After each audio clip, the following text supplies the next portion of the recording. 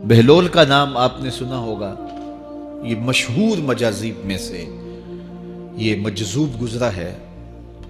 دریائے دجلہ کے کنارے اکثر گھومتا رہتا تھا اور اس کی ادائیں نرالی تھی۔ مجذوبوں کے رنگ اپنے ہوتے ہیں، سادیہ نزدیک رائے عاشقاں، خلق مجنو نندو مجنو آکل است۔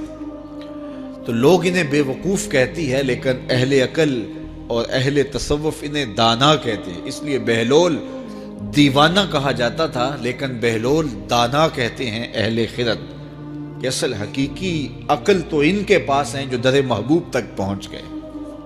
راس الحکمہ تے مخافت اللہ، حکمت اور دانائی کا سرچشمہ اللہ کا خوف ہے۔ تو جس کو اللہ کا خوف جتنا زیادہ ہوگا وہ اتنا زیادہ دانا ہوگا۔ تو یہ لوگ اسی راستے کے مسافر ہوتے ہیں، اور کسی تجلی کے وفور سے شیشہ عقل ٹوٹ جاتا ہے تو پھر ان کی کچھ حرکتیں غیر مرتب ہو جاتی ہیں، تو لوگ سمجھتے ہیں یہ دیوانے ہو گئے ہیں۔ اصل تجلیات کے وفور سے ان کے ہوش ٹکانے نہیں رہے، لیکن ان کے دل پر وہی تجلیات منعکس ہوتی رہتی ہیں، تو انہیں دیوانے کہہ دیا جاتا ہے۔ لیکن حقیقت میں یہ دانا ہوتے ہیں، ان کے اندر کی دنیا مرتب ہوتی ہے لیکن باہر کی دنیا غیر مرتب ہوتی ہے۔ اٹھنے بیٹھنے کا کبھی پتہ نہیں ہوتا، کھا لیا تو لے لیا، نہیں کھایا تو دو دن گزر گئے۔ پہننے کو کچھ میسر آ گیا تو ٹھیک ہے، نہ میسر آیا تو کئی دن گزر گئے۔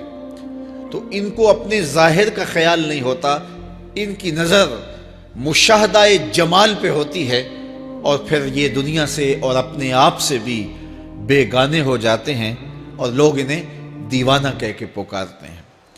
میں دریائے دجلہ کے کنارے حضرت سری سختی کے مزار پہ حاضر ہوا تو حضرت جنید بغدادی اور حضرت شیخ شبلی کے مزار پہ، حضرت ذوالنون مصری کے مزار پہ، اور دیگر مزار یہ سارے دجلہ کے کنارے واقع ہیں۔ تو وہاں بچے کھیل رہے تھے، تو ہم نے ان بچوں سے پوچھا کہ یہاں کوئی اور مزار بھی ہے؟ تو انہوں نے اشارہ کر کے بتایا کہ آپ اس سمت جائیں تو آگے بہلول دانا کا مزار ہے۔ تو شوق تھا تو ہم وہاں گئے، تو بہلول دانا کا مزار تھا، باہر لگا ہوا تھا بورڈ، تو شکستہ سا مزار تھا، ہم اندر داخل ہو گئے۔ تو میں نے بہلول دانا کی قبر دیکھی کہ اس کی قبر کے اوپر جو غلاف پڑا ہوا تھا وہ بھی آدھا تھا اور پھٹا ہوا تھا۔ میں نے کہا فقیروں کی جو علامتیں ہوتی ہیں وہ مرنے کے بعد بھی پائی جاتی ہیں، آج بھی مجذوبیت کا رنگ اس کی قبر پہ نمایاں ہے۔ اور میں نے دوستوں کو کہا جو میرے ساتھ تھے، میں نے کہا دیکھو وہ جو ہوتے ہیں نا مجذوب، بعض کا کپڑے بھی واجبی ہوتے ہیں ان کے اوپر، تو یہ دیکھیے کہ اس کا غلاف بھی جو ہے وہ آدھا ہے اور وہ بھی جگہ جگہ سے پھٹا ہوا ہے، تو اس کی قبر بھی اس کے جذب کی کہانی سنا رہی ہے۔ تو یہ دریائے دجلہ کے کنارے گھومتا تھا اور لوگ اس سے ملتے تو جو اس کی زبان سے نکلتا وہ پورا ہو جاتا۔ تو ایک دن دریائے دجلہ کے کنارے یہ گھوم رہا تھا کہ ہارون رشید اپنے مکان کی، اپنے محل کی چھت پہ ٹہلتے ٹہلتے بہلول کو دیکھتا ہے، تو خادموں کو کہا کہ ذرا اسے میرے پاس حاضر کرو۔ شاہی حکم نامہ تھا، جو چھت کے اوپر خادم تھے انہوں نے اوپر سے ڈولی پھینکی اور نیچے والوں کو اشارہ دیا، انہوں نے بہلول کو پکڑا اور ڈولی میں رکھ دیا، اوپر والوں نے رسیاں کھینچ لی۔ 2 لمحوں کے بعد بہلول بادشاہ کے سامنے تھا۔ تو بادشاہ نے بہلول سے کہا کہ بہلول ایک بات تو بتاؤ، کہا پوچھئے، کہا آپ خدا تک کیسے پہنچے ہو؟ تو بہلول نے مسکرا کے کہا جیسے آپ تک پہنچا۔ علامہ اقبال نے جو مرد کلندر کی نشانیاں بتائی ہیں ان میں سے ایک نشانی یہ ہے، بات میں سادہ و آزادہ، معانی میں دقیق، کہ اس کی بات بہت لمبی اور لچھے دار اور گچھے دار نہیں ہوتی، سیدھی سیدھی بات ہوتی ہے لیکن سیدھی روح میں اترتی ہے، مختصر اور جامع کلام کا حامل ہوتا ہے اللہ کا بندہ۔ تو کہا کہ بادشاہ جیسے آپ تک پہنچا۔ تو بادشاہ کا تو خیال تھا کہ کوئی بڑی باریک بینی سے کوئی فلسفہ بتائے گا، لیکن یہ 2 لفظوں میں اس نے کہہ دیا جیسے آپ تک پہنچا۔ بادشاہ نے کہا میں نہیں سمجھا۔ کہا بات تو سادہ سی ہے، تیری عقل میں نہ آئے تو میں کیا کر سکتا ہوں؟ کہا حضرت آپ سمجھا دیجئے۔ تو بہلول نے کہا کہ حضرت میں خود آنا چاہتا تو دیوان خانے میں جاتا، درخواست لکھ کے لے جاتا، پھر جمع ہوتی، پھر کئی واسطوں سے ہوتے ہوئے آپ تک پہنچتی، آپ پھر مجھے وقت دیتے ملاقات کا، 6 ماہ بعد، سال بعد۔ اس وقت پہ میں تیار ہو کے ملاقات کرنے آتا، آپ کے کوئی شاہی مہمان آ جاتے تو پھر ملاقات منسوخ ہو جاتی، پھر بھی آپ کی مرضی ملاقات ہوتی نہ ہوتی، میں چاہتا تو مہینے سال لگ جاتے، لیکن ملاقات پھر بھی آپ کی مرضی پہ، اور جب آپ نے چاہا ہے تو 2 گھڑیاں بھی نہیں لگی۔ تو کہا بندہ چاہے تو کروڑوں سال بھی بیت جائیں، اس کے قرب کی کوئی انتہا نہیں ہے، لیکن جب وہ چاہے تو 2 گھڑیاں بھی نہیں لگتی۔ مانا کہ محبت کے سفر میں ہر گام پہ 100 مشکل ہے، لیکن یہ سفر آسان بھی ہے اگر ساتھ تمہارا ہو جائے۔ تو کہا کہ قل ان کنتم تحبون اللہ فاتبعونی یحببکم اللہ، کہ اگر تم اللہ سے محبت کرتے ہو تو آسان طریقہ تمہیں بتا دیتے ہیں، میرے محبوب کی چوکھٹ پہ آ جاؤ، اللہ اکبر، جس کو تم ڈھونڈنے نکلے تھے وہ تمہیں وہاں مل جائے گا، اور تم اس سے محبت کا دعویٰ رکھتے تھے وہ تم سے محبت کا دعویٰ کرے گا، اور پھر جب تم اس کے محبوب ہو جاؤ گے تو پھر جو تم کہو گے وہ کیوں نہیں ہوگا، کیونکہ محبوبوں کی تو بات مانی جاتی ہے۔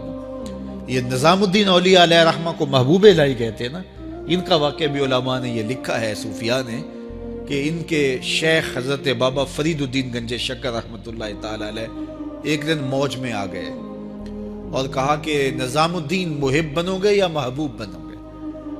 تو یہ بڑی خدمت کرتے تھے اپنی شیخ کی، تو کہا کہ محب بنو گے یا محبوب؟ تو کہا حضرت اگر اجازت ہو تو اپنی ماں کو نہ پوچھاؤں۔ اللہ اکبر، ان لوگوں کی مائیں بھی تو صاحب حال ہوا کرتی تھی۔ تو کہا کہ اگر اجازت ہو تو اپنی ماں کو نہ پوچھاؤں کہ محب بننا ہے یا محبوب بننا ہے؟ کہا جاؤ تمہیں اجازت ہے۔ تو گھر کی طرف روانہ ہوئے، 1 دن کا سفر کیا، راستے میں ایک فقیر تھا مجذوب جو راستے میں بیٹھا تھا، حالت اس کی عجیب سی تھی، تو یہ سلام کر کے گزرنے لگے تو وہ مسکرا کے بولا محب بنو گے یا محبوب؟ تو حیرت زدہ ہو گئے کہ اسے کیسے پتا چل گیا، یہ تو میرے شیخ کا اور میرا راز ہے۔ تو رک گئے، کہا کہ حضرت اگر آپ بتا دیں تو بہت اچھا ہو۔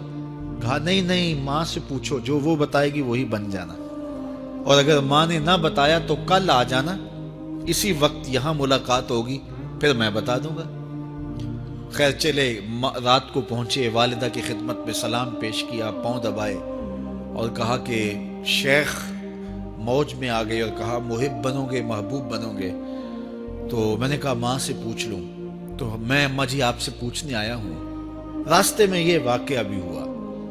تو ماں نے کہا کہ بیٹے تم صبح ناشتہ کر کے پلٹ جانا، اور وہ جو راستے میں تیرے دل کی بات بوجھ گیا وہ کوئی صاحب حال تھا، وہ تمہیں صحیح بتا سکے گا کہ محب بننا کہ محبوب بننا۔ خیر یہ صبح ناشتہ کر کے ماں کے پاؤں پکڑے، اجازت طلب کی اور واپس نکلے، اور وہاں جا کے دیکھا تو کوئی فقیر نہیں ہے۔ بڑے حیرت زدہ ہوئے، دائیں بائیں سے پوچھا کہ یہاں کل ایک بابا بیٹھا تھا، کہا وہ تو کل کے فوت ہو گیا۔ تو کہا اس کی قبر کہاں ہے؟ کہا قبر کس نے بنانی تھی اس کی؟ وہ گندگی کے ڈھیر پہ لوگوں نے پھینک دیا۔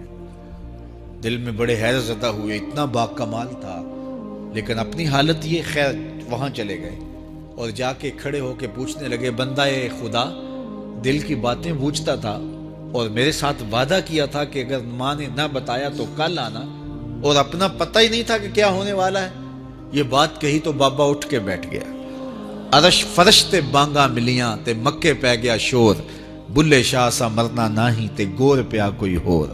ہاں اٹھ کے بیٹھ گیا اور کہا کہ نظام الدین محبوب بننا محب نہ بننا، محبوں کا یہ حال ہوتا ہے، نہ کفن ملتا ہے نہ دفن ملتا ہے، محبوب بنو گے تمہاری قبر پہ بھی میلے لگیں گے۔